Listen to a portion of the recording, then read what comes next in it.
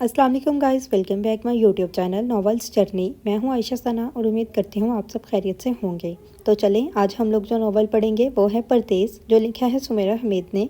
तो पढ़ना स्टार्ट करते हैं। किस्त नंबर 5। पढ़ने से पहले मैं आपको कहना चाहती हूँ कि प्लीज़ मेरे चैनल को सब्सक्राइब करें, लाइक करें, कॉमेंट करें और बेल आइकन को भी दबा दें, ताकि जैसे ही कोई न्यू वीडियो आए वो आपको मिल जाए। तो चलें पढ़ते हैं। उजाला ने खुद पर इससे ज़्यादा बुरा वक्त आया नहीं देखा था। तब भी नहीं जब वो शराब के स्टोर पर काम करती थी, तब भी नहीं जब बोतलों का सारा पहाड़ इस पर आ गिरा था, और तब भी नहीं जब शहरयार ने इसके हाथ बांधकर सर के बाल साफ कर दिए थे। इसके दिल ही नहीं, रूह को किसी ने मुट्ठी में जकड़ लिया था। दिन की सारी रोशनी के बावजूद अंधेरे का तेज़ बगोला इसके गिर्द चक्कर लगाने लगा।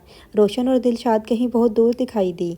अम्मा बाहर आओ, रूबी जल्दी आ, देखो उसे, ये कहाँ भागी जा रही है। दिलशाद की कटारी आवाज़ बड़ी मनहूस थी। रूबी रूबी की तकरार कान के पर्दे फाड़ रही थी। उम्मीद के जिस सिरे को पकड़कर रोशन बाहर निकल रही थी वो हाथ से छूट गया। वो अब यकटिक दिलशाद की तरफ देख रही थी, जैसे वो इंसान ना हो, बदरूह हो। इसके हकलाने तक की कुव्वत जाती रही थी। दिलशाद की आवाज़ का इतना हंगामा था कि दूर पौधों की कांट छांट करती अलमास ने काम रोककर इसकी तरफ देखा, फिर काम छोड़कर उजाला की तरफ आई। क्या हुआ, ये क्यों चला रही है? उजाला कोई जवाब नहीं दे सकी। वो बनते बिगड़ते अंधेरे उजाले में रोशन के हवेले को घूर रही थी। दिलशाद के चांटे रोशन के गाल सुर्ख कर रहे थे। फिर इसकी चोटी खींची, इसके बाजू नोच डाले, इसके शाने में नाखून गाड़ दिए। रोशन बड़ी फर्माबरदारी से खुद को नोचने के लिए पेश कर चुकी थी। वो अपने पूरे नसीब पर राज़ी थी या नहीं, लेकिन इस वक्त ऐसे पकड़े जाने पर मिलने वाली फटकार पर राज़ी थी। बेहया किसी से मिलने जा रही थी, दिन दहाड़े भाग रही थी कि तकरार पर भी वो चुप थी। वो कामयाब वकील होती तब भी ये वाला मुकदमा हार जाती। इसकी फटी हुई आंखें इसके उजड़े हुए दिल की नुमाइंदगी कर रही थी। उजाला ने पहली बार जाना कि जब कोई अपनी बदनसीबी को अपने सामने खड़ा देखता है तो इसकी हालत कैसी हो जाती है। इसकी हालत रोशन जैसी हो जाती है। अम्मा बी की फूल सी बिटिया, बहन भाइयों की रोशन आपा, तुम हमें क्यों छोड़ गई रोशन आपा? देखो हमारा क्या हाल हो गया है, देखो रोशन क्या हाल हो गया। अंदर से भारी वजूद संभालती अम्मा नुमदार हुई। पीछे ही रूबी थी। इनकी तवेरियों के बिल बड़े गजबनाक थे। उजाला के करीब से उजाला के करीब से अंगारे छोड़ती गुजरी। रोशन को नोच कर उधेड़ डालने के लिए लपकी। रोशन चुप, रोशन गुम। उसे नोचते पीटते गालियां देते घसीटते हुए वो अंदर ले गई। अंदर से तेज़ आवाज़ आ रही थी, 3 औरतों का भूत आग जलाकर इसमें रोशन को झोंक कर इसके गिर्द नाच रहा था। इसकी खाल जल जाएगी तो फिर वो इसकी हड्डियां चुपाएंगी। रोशन की कोई आवाज़ नहीं आ रही थी। इसने कोई झूठ तक नहीं बोला। ज़बान हकलाने के लिए जितनी कुव्वत दरकार थी वो कुव्वत तक इसमें न पैद थी। रूबी मेरे कमरे से इंजेक्शन ला, मैं लगाऊं इस हराफा को, ये हमारी जान छोड़े। मेरा ही दिमाग ख़राब था जो इस 2 टके की छोकरी को यहाँ उठा लाई। देखा अम्मा, नेकी का फल। इसकी माँ ने अपनी जेब भर ली, हमारे सर पे ये मुसीबत थोप दी। रो रो कर मर जाओ, ये आवाज़ नहीं सुनती, ढंग से कोई काम नहीं करती, हमारे सरों पे सवार है। सारी उम्र भूखी मरती रही है, अब इसका पेट भर रहा है। बेहया औरत गुल खिला चुकी है, मेरे शोहर पर डोरे डालती है, हर वक्त इसका दम भरता रहता है। बेचारी बच्ची है, बेचारी बच्ची करता थकता नहीं। मैं इसका खून पी जाऊंगी। रूबी उजाला को कितनी ही देर तक इस शहर के टीके की सदा सुनाई देती रही। रोशन ठीक कह रही थी, इनके पास शहर था, इनका भाई डॉक्टर था, इनके पास शहर होना कौन सी बड़ी बात थी। इस जहर से वो मर जाएगी, इसका निचला धड़ मफलूज हो जाएगा, वो जानवरों जैसे हाल पर आ जाएगी। कैद तो थी ही, पर मजूर भी हो जाएगी। जहर ना होता भी तो वो कौन सा बुरा सांप हासिल कर लेती और इससे रोशन को डसवा लेती। सर झटक कर अलमास वापस अपने काम की तरफ लौट गई, लेकिन कांट छांट की कैंची चलाते कई बार इसके हाथ रुके, कई बार इसने अंदर की तरफ देखा। यह तमाशा इनके सामने पहली बार हुआ था। वो तीनों इतने तैश में थी कि अलमास तक का ख्याल न किया और खुलकर रोशन पर चढ़ दौड़ी। कुछ देर बाद उजाला यार्ड के दूसरी तरफ सड़क पर निकल गई। दूर सारा गाड़ी से टेक लगाकर खड़ी थी। उजाला ने बड़ी मायूसी से सर हिलाकर इशारा किया कि वापस चली जाओ, वो नहीं आएगी। सारा के चेहरे पर मायूसी फैल गई। इसने सर हिला दिया कि ठीक है, मैं जा रही हूँ। सारी हकीकत समझ लेने के बावजूद शायद सारा को उम्मीद थी कि रोशन कौंसलेट पहुँच जाएगी। सबकी नहीं, लेकिन किसी एक की मदद हो सकेगी। किसी एक रोशन, किसी एक उजाला को आज़ादी नसीब हो जाएगी। वो बड़े थके थके अंदाज से गाड़ी के अंदर जाकर बैठ गई। हर इंसान अपने दायरे का कैदी है, कुछ इंसानों का, कुछ खौफ का। وہ کچن میں پانی لینے کے بہانے آئی تو ہنگامہ اور بڑھ چکا تھا۔ ڈاکٹر صاحب کو فون کیا جا رہا تھا کہ آ کر دیکھو اپنی بیوی کے کرتوت، اس کے رنگ ڈھنگ بدلے ہوئے ہیں، اپنے پیچھے کسی مرد کو لگا لیا ہے، پوچھو اس سے یارڈ میں کس سے ملنے جا رہی تھی، کون ہے وہ، کہاں تھا، کہا تھا بہت خوبصورت لڑکی سے شادی نہ کرو، تمہیں مروا کر سب سمیٹ کر چلتی بنے گی، پر تمہیں تو حور پری چاہیے تھی۔ بہنوں کی ایک نہیں سنی، جلدی گھر آؤ، آ کر شیڈ چیک کرو، اس یار کو وہیں چھپا ہوگا، راتوں کو ایسے ہی اٹھ کر باہر نہیں بھاگتی، بھیا خود کرو نگرانی، ہم سے نہ کہنا پھر۔ اس نے کچن کے دروازے سے سر نکال کر دیکھا تو روشن فرش پر گری پڑی تھی، سر پر کھڑی دلشاد رکھ کر اس کے پیٹ میں ٹانگیں مار رہی تھی، اسے پاؤں سے کچل رہی تھی، روشن کے گال بھیگے تھے، شیڈ میں غیر مردوں کو چھپا کر ملنے والی عورت نوچی جا رہی تھی، راتوں کو چھپ چھپ کر بے وفائی کرنے والی اتنی مار کھا گئی تھی، اتنے بڑے ڈاکٹر کی بیوی گھٹی گھٹی سسکیاں بھر رہی تھی، جس کے جلے ہوئے جسم کو کوئی مرہم نصیب نہیں تھا، وہ یار سے نہیں ماں سے ملنے کے لیے اپنی جان پر کھیل رہی تھی۔ ان تین عورتوں کی پھٹکار کے شور میں بھی اس نے روشن کی دردناک آواز سن لی تھی، مجھے بچا لو اماں بھی۔ واپسی میں وہ الماس اور دونوں بڑی چپ تھی، اتنی خاموشی ان کے درمیان کبھی نہیں رہتی تھی۔ ہفتے کے اس دن خاص طور پر الماس ان چٹانوں کی نقلیں اتارتی، چھٹکلے چھوڑتے ہوئے ڈرائیونگ کرتی آتی تھی، لیکن آج دونوں کے درمیان بھاری تھے، دل بھاری تھے، جیسے رو دیں گی۔ تلخ سوچوں نے ان کی آنکھوں کے آگے جال بند دیا تھا، اجالا بار بار اپنی آنکھیں مسل رہی تھی۔ الماس کو سارا کے آنے اور روشن کے گھر چھوڑ جانے کے بارے میں کچھ معلوم نہیں تھا، لیکن دلشاد کا نوچنا گھسوٹنا اسے اذیت دے رہا تھا، وہ بھیگی چڑیا جیسی لڑکی کیسی سہمی ہوئی تھی۔ گاڑی اجالا کے گھر آ کر رکی تو اس نے شکستہ آواز میں خدا حافظ کہا اور اتر گئی۔ اجالا، الماس نے آواز دی۔ اجالا نے سوالیہ پلٹ کر الماس کی طرف دیکھا۔ پولیس میں رپورٹ کر دیں۔ اجالا نے گہرا سانس لیا، اب اسے سارا کی بات سمجھ میں آ چکی تھی، پولیس رپورٹ ہونے پر بھی روشن اپنے لیے کچھ نہیں کر سکے گی، سارا کی ساری باتیں سچ ثابت ہو رہی تھی۔ کوئی جواب دیے بغیر وہ آگے بڑھ گئی، کچھ دیر بعد الماس بھی گاڑی لے گئی۔ سارا گھر پہ نہیں تھی، شاید جاب پہ چلی گئی تھی، آنٹی جلدی آ چکی تھی، وہ کپڑے بدل کر کچن میں آ گئی، ٹی وی کا شور اس کے کان کے پردے پھاڑ رہا تھا، آج پہلی بار وہ چاہتی تھی کہ یہ ٹی وی بند ہو جائے، بلکہ ساری آوازیں بند ہو جائیں، ہر طرف صرف روشن کی آواز سنائی دے، کوئی تو سنے، کوئی تو سمجھے، دہائی دیتے دل سسکتی ہوئی روئے، کوئی تو ان پہ رحم کرے۔ وہ شدید پچھتاوے کی کیفیت میں تھی، اس کا دل چاہا کہ باہر نکلے اور روشن کی اماں کو فون کرے، لیکن یہ بھی ممکن نہیں تھا، فون کرنے پہ بھی روشن کی ماں سے بات نہیں ہو سکے گی، جب بچہ گرتا ہے، اسے تکلیف پہنچتی ہے تو پہلی صدا وہ ماں کو دیتا ہے۔ ماں بچے کے لیے ہر زخم کا مرہم ہوتی ہے، اس کی ہر آہ پر دلاسا ہوتی ہے، ماں کتنے ہی لاچار ہو لپک کر بچے کے پاس آنے کی پوری کوشش کرتی ہے۔ زمین پر گری ہوئی روشن بڑی شدت سے اپنی مسیحا ماں کو پکار رہی ہوگی، لیکن یہ امریکہ کتنا ظالم ہے، بیٹی کا مسیحا کھا گیا، روشن کی پکار نکل گیا، 7 سمندروں کی دوری اتنی زیادہ نہیں تھی جتنی بے بسی اور لاچاری تھی۔ کچھ دیر میں سارا بھی آ گئی اور سیدھی کمرے میں چلی گئی، اس نے آنٹی کو کھانا دیا، اس کی ذہنی حالت ٹھیک نہیں تھی، وہ نہیں چاہتی تھی کہ کھانے میں کوئی کمی زیادتی ہو جائے اور پھر آنٹی چڑچڑا کرے۔ وہ اپنا کھانا لے کر آنٹی کے سامنے نیچے قالین پر بیٹھ گئی، اس کا سر گھوم رہا تھا، دل تھا کس کر سر پر دوپٹہ باندھ لے اور نیند کی بہت ساری گولیاں کھا کر سو جائے۔ چائے بنا دینا اجالا، وہ بڑی بے دلی سے لقمے توڑ رہی تھی، سر ہلا کر فوراً اٹھ کھڑی ہو گئی۔ پہلے اپنا کھانا ختم کر لو، چڑ کر کہا۔ وہ دوبارہ بیٹھ کر کھانا کھانے لگی۔ آنٹی نے حیرت سے اس کے مشینی حرکات کو دیکھا۔ ہوا ہوگا گاؤں میں کچھ، یا اس کے دیہاتی مسئلے، مر گئی ہوگی کوئی گائے یا بچھڑا، ورنہ کوئی نہر میں ڈوب گیا ہوگا۔ جذباتی پینڈو لوگ بات بات پہ ٹسوئے بہانے بیٹھ جاتے ہیں، انہیں کیا خبر زندگی کے اصل مسئلے کیا ہوتے ہیں۔ کھیت سے گاجر مولی توڑ کر پیٹ بھرنے والے کیا جانے ترقی یافتہ دنیا میں کتنے پاپڑ بیل کر پیٹ بھرا جاتا ہے، زندگی آسان کرنے کے لیے کتنی مشکلوں سے گزرنا پڑتا ہے۔ آنٹی نے ٹی وی کی آواز تیز کر دی، جب انہیں اپنے دماغ میں آئی کوئی سوچ چھٹکنی ہوتی تھی تو وہ اپنی ورنہ ٹی وی کی آواز اونچی کر دیتی تھی، انہیں باہر کے شور کو بڑھا کر اندر کی آواز دبانی آتی تھی۔ روشن کی زندگی کو قریب سے دیکھنے لینے کے بعد اس کی آنٹی کے خلاف شکایتیں کم ہو گئی تھیں۔ آنٹی ٹھیک کہتی تھی کہ اس نے دوسری لڑکیوں کا حال نہیں دیکھا ہوتا تو شکر ادا کرتی، میم بن گئی ہے، جب دل چاہتا ہے گھر سے نکل جاتی ہے، اس ہندنی کے ساتھ شکاگو کی سڑکیں ناپتی پھرتی ہے، نہ دن کی خبر نہ رات کی۔ روشن کا حال دیکھ کر اس نے واقعی شکر ادا کیا تھا، بلکہ اس نے سارا سے بھی کہا تھا، جس پر سارا نے تاسف کا اظہار کیا تھا، تم 2 بروں میں سے سے ایک کو کم برا کہہ رہی ہو، تمہیں زیادتی کی پہچان نہیں رہی؟ زیادتی یہ کیا چیز ہوتی ہے؟ آنٹی کو چائے دے کر وہ سارا کے کمرے میں آ گئی۔ وہ شیشے کے سامنے تیار کھڑی تھی۔ ایک لمحے کے لیے وہ سارا کو دیکھ کر حیران رہ گئی۔ وہ لائٹ پنک کلر کی فلورل میکسی فراک میں تھی، ہونٹوں پر لپسٹک اپلائی کر رہی تھی۔ وہ بالکل اس ماڈل جیسی لگ رہی تھی جس کا شکاگو کے مشہور اسٹور کے باہر پوسٹر لگا ہوا تھا، جہاں بقول بلبل کے انڈر ورلڈ مافیا کی گرل فرینڈز شاپنگ کرنے آتی ہے، کیونکہ انڈر ورلڈ سے باہر کا آدمی وہاں شاپنگ کرنے جا ہی نہیں سکتا، اسے اٹھا کر باہر پھینک دیا جائے گا۔ 1 نمبر برانڈ 2 نمبر کام کر کے خریدے جاتے ہیں بس۔ سارا تم کتنی پیاری لگ رہی ہو۔ جو بات وہ کرنے آئی تھی اسے فی الحال رہنے دیا۔ سارا نے پلٹ کر اس کی طرف دیکھا اور محبت سے مسکرائی۔ تمہیں میں ہمیشہ اچھی لگتی رہوں، آج بہت زیادہ لگ رہی ہو۔ سارا بیڈ کے کنارے بیٹھ کر ہیلز پہننے لگی۔ کہیں جا رہی ہو؟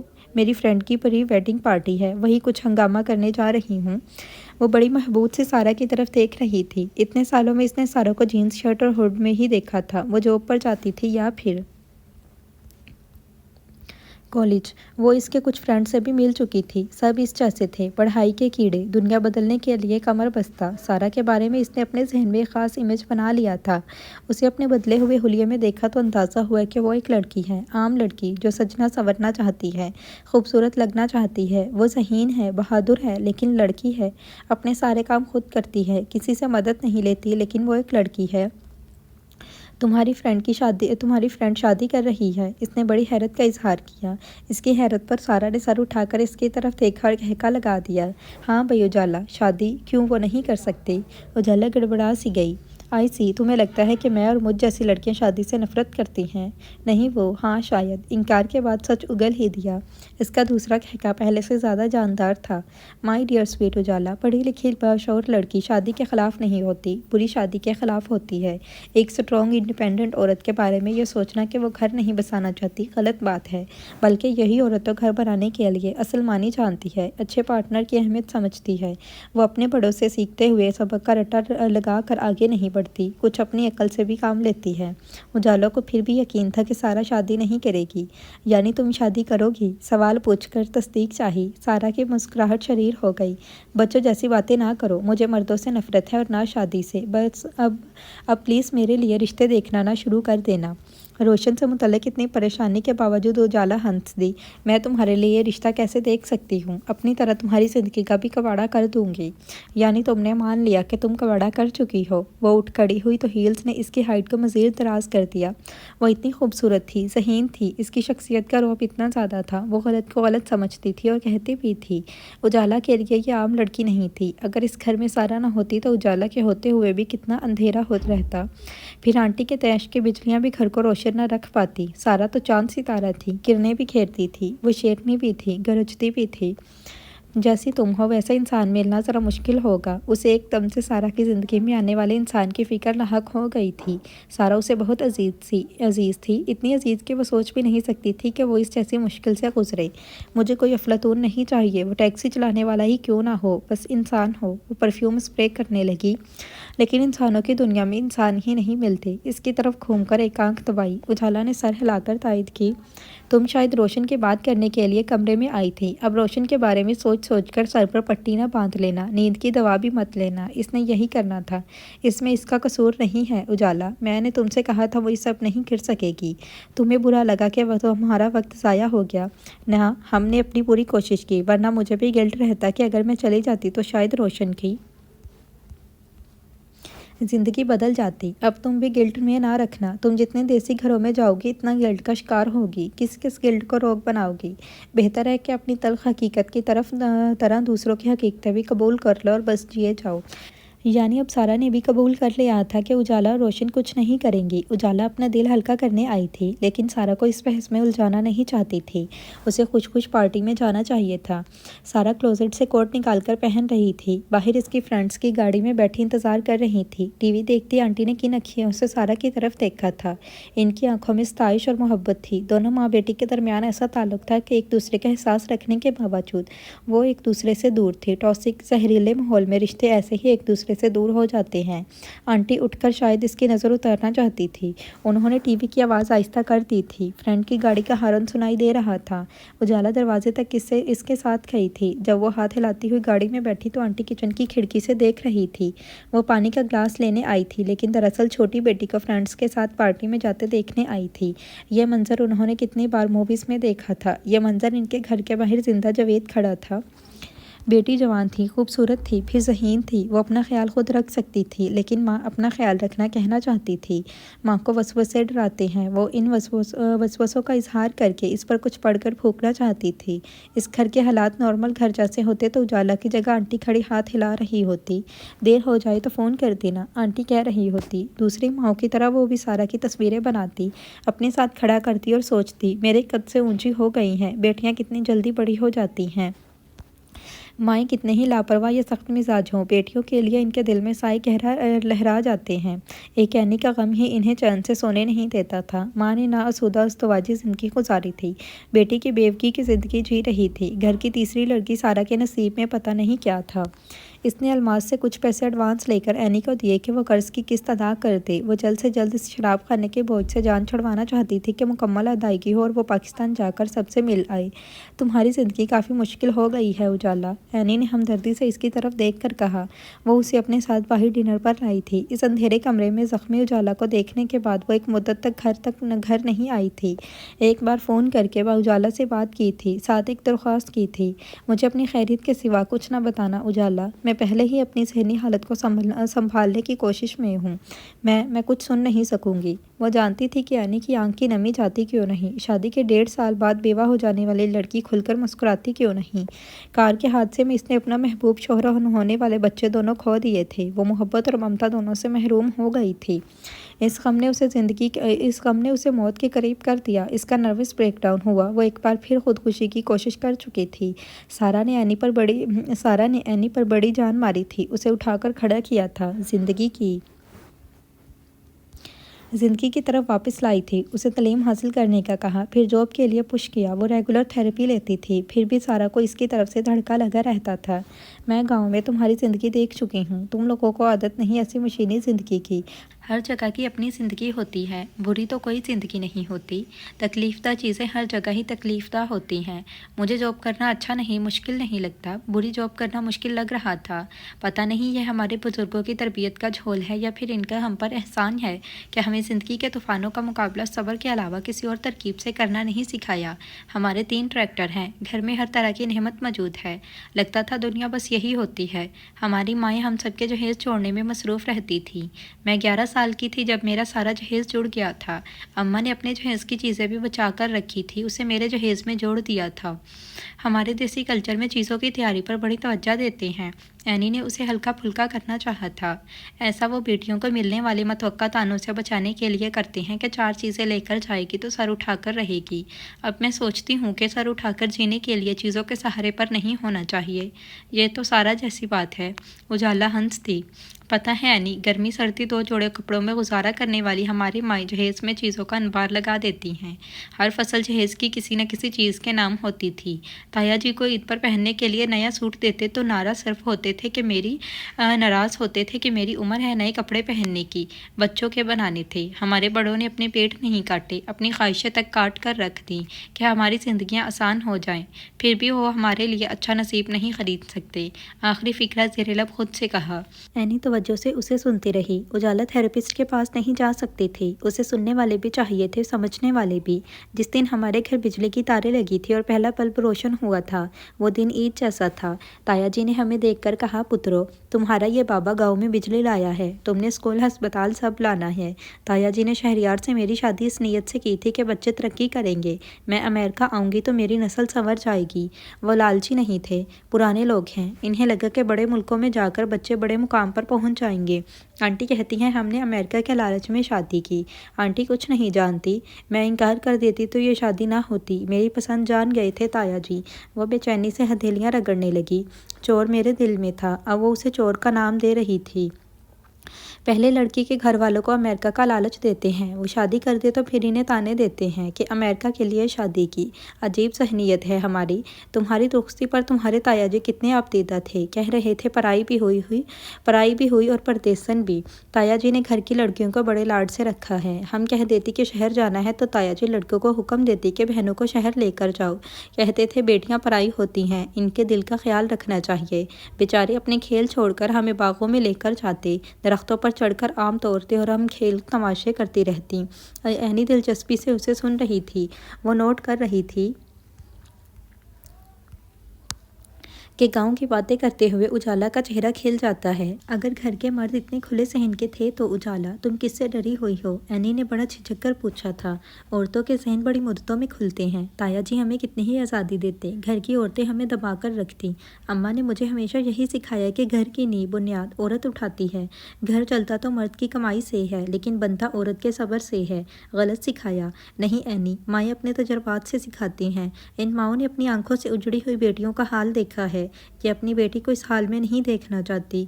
गांव में फोड़ी सिर्फ 2 वक्त पर पड़ती है, किसी के मरने पर, किसी औरत के उजड़ने पर।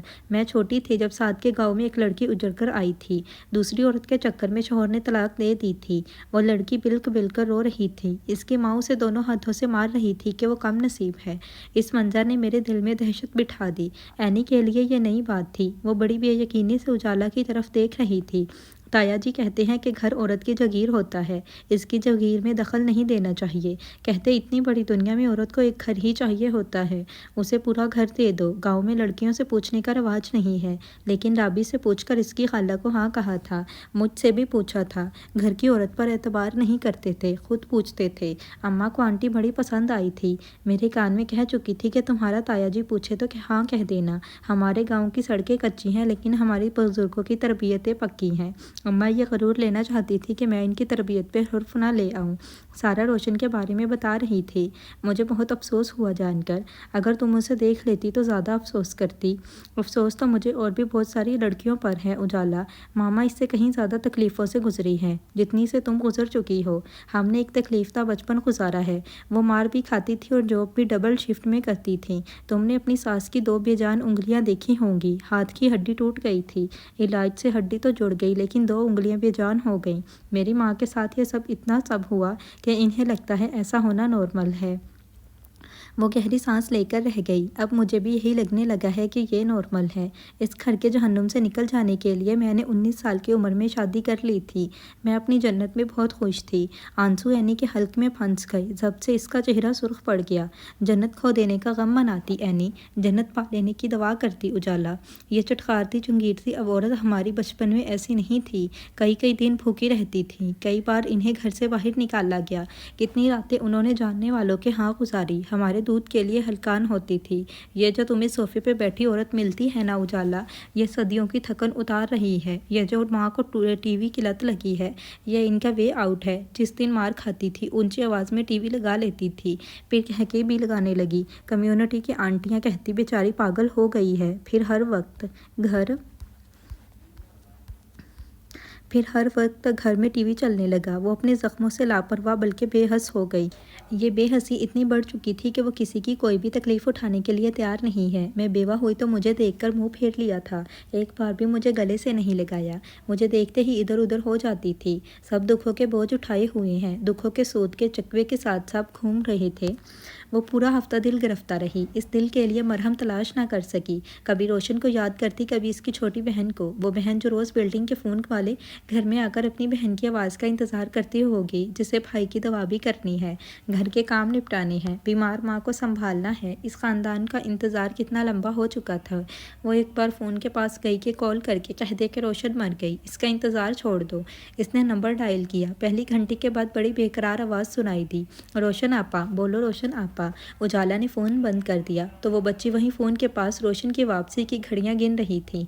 वारिस ड्रामा देखते हुए अनिला अक्सर कहा करती थी, कोई ऐसा भी जलात नहीं होता कि अड़िए ड्रामा बनाने वाले हमें पागल बनाते हैं। इन सब लड़कियों का मानना था कि चौधरी हशमत जैसे जलात सिर्फ ड्रामों में होते हैं। अब वो अनिला को क्या बताती कि असल ज़िंदगी में इससे कहीं बड़े जलात मौजूद है।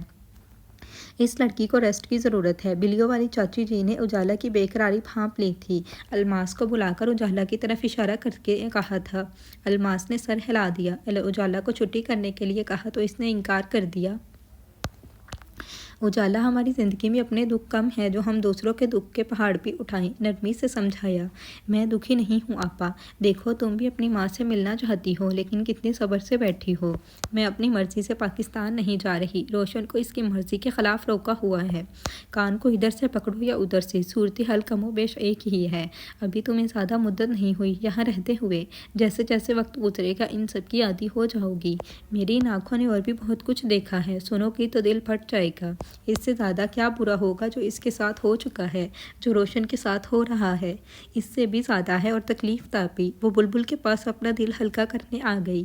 ہمارے تمہارے لیے کتنا کہنا آسان ہے کہ ہمیں بھاگ کر گاڑی میں ہی تو بیٹھنا تھا۔ کوئی تو وجہ ہوگی کہ جو بیچاری لڑکی اپنے پورے خاندان کی ذمہ داری اٹھاتی تھی وہ گاڑی میں بیٹھنے کے لیے 2 قدم نہیں اٹھا سکی۔ اسے ذہنی اور جسمانی طور پر اپاہج کر دیا گیا تھا۔ وہ وہاں ایسے بت بن گئی تھی جیسے پتھر کی ہو۔ وہ اتنا ڈرتی ہے ان سب سے۔ اجالا ایک بار انسان کے دل میں خوف بیٹھ جائے تو اس کا نکلنا مشکل ہوتا ہے۔ اس کے ساتھ دھوکہ ہوا ہے، شادی کے نام پر اس کا یقین لوٹ چکا ہے، اب وہ واپس نہیں جا سکے گی۔ اس نے لجاجت سے بلبل کا ہاتھ ایسے تھام لیا جیسے بلبل کے ہاں نہ کہنے سے فرق پڑتا ہو۔ سارا ٹھیک کہہ رہی ہے، وہ شاید ہی نکل سکے۔ اجالا اپنا ہونٹ کاٹنے لگی۔ تم بھی فکر چھوڑ دو، ایسے سوچ سوچ کر اپنا حال خراب کر لو گی۔ بلبل نے پیار سے اس کی تھوڑے کو ہاتھ لگایا۔ اجالا نے تائید میں سر ہلا دیا۔ اسی تسلی دینے والے بہت تھے۔ 3 سال سے روشن کو تسلی کا ایک لفظ نہیں ملا تھا۔ ڈاکٹر کی بیوی، علاج معالجے سے دور تھی۔ انسان دوا کے بغیر نہیں مرتا لیکن امید کے بغیر مر جاتا ہے۔ ایسی نا امیدی میں روشن کب تک جیے گی؟ وہ ایک امریکی گھر میں ویکیوم کر رہی تھی کہ الماس آپا اس کے پاس قریب آئیں۔ صبح فون کر کے دلشاد نے منع کر دیا تھا کہ اس ہفتے نہ آنا۔ میں نے کہا ایسے نہیں ہوتا، آپ پہلے بتاتی میں کسی اور کلائنٹ کو وقت دے دیتی۔ چڑ کر رہی تھی، پھر کہتی اگلے ہفتے آ جانا۔ کینسل کیوں کیا؟ لگتا ہے اس بار بہت مارا ہے اسے۔ میں نے ایک بار رپورٹ کی دھمکی دی تھی نا، شاید ڈر گئی ہے۔ اگر اسے زہر کا ٹیکہ لگا دیا ہوا۔ اجالا کا دل تیز تیز دھڑکنے لگا۔ اب ایسی بھی بات نہیں، مفت کی ملازمہ کو وہ ہاتھ سے جانے نہیں دیں گی۔ روشن کے گھر چلیں آپا، اس نے بڑی منت سے کہا۔ نہیں جا سکتے اجالا، کوئی بہانہ لگا دیں گے کہ پچھلے 2 ہفتوں کی پیمنٹ رہتی ہے نا، کہنا وہ لینے آئی ہوں۔ انہیں شک ہو گیا تو ہمیں فارغ کر دیں گی۔ تمہیں دیکھ کر روشن کو تھوڑی تسلی مل جاتی ہے، وہ بھی جائے گی۔ 1 ہفتہ دیکھتے ہیں، اگلے ہفتے جائیں گے۔ اجالا نے بڑی بے بسی محسوس کی۔ ان دنوں وہ بڑی غائب دماغ رہی۔ آنٹی سے ڈانٹ سنتی رہی، اٹھتے بیٹھتے بڑبڑ کرتی کہ اسے پچھلوں کی ہوک لگی رہتی ہے۔ سارا کی شکل دیکھتی تو چپ ہو جاتی۔ ان دنوں وہ خیال کرتی تھی کہ سارا کو ناراض نہ کرے۔ ممتا جوش مار رہی تھی، یا شاید وہ سارا کو پیس آف مائنڈ دینا چاہتی تھی۔ وہ اتنی محنت سے اپنے کالج کی فیس ادا کرتی تھی، اسے گھر میں اتنا سکون تو میسر ہو کہ سکون سے پڑھ سکے۔ اس نے سارا کو فون کے بارے میں بتایا تو وہ بھی فکر مند ہوئی۔ یہ 12 دن اجالا نے بڑی مشکل سے گزارے۔ جانے سے پہلے الماس نے چاچی جی کے گھر سے فون کر کے کنفرم کر لیا تھا کہ آج آنا ہے یا آج بھی کینسل کرنا ہے۔ 3 عورتیں ایک دوسرے سے بحث کرتی رہی، پھر ہاں کہہ دیا کہ آ جاؤ۔ جیسے ہی ان کی گاڑی گھر کے باہر رکی، دونوں اندر سے نکل کر فوراً ان کے سروں پر آ کر سوار ہو گئیں۔ دلشاد کرسی گھسیٹ کر پول کے پاس بیٹھ گئی۔ اجالا سمجھ گئی آج یہ عورتیں اسے اندر نہیں جانے دیں گی، آج کوئی ترکیب نہیں چلے گی۔ دونوں کام کرتی رہیں۔ الماس نے پہلے ہی کہہ دیا تھا کام پر توجہ دینا، ادھر ادھر نہ دیکھنا۔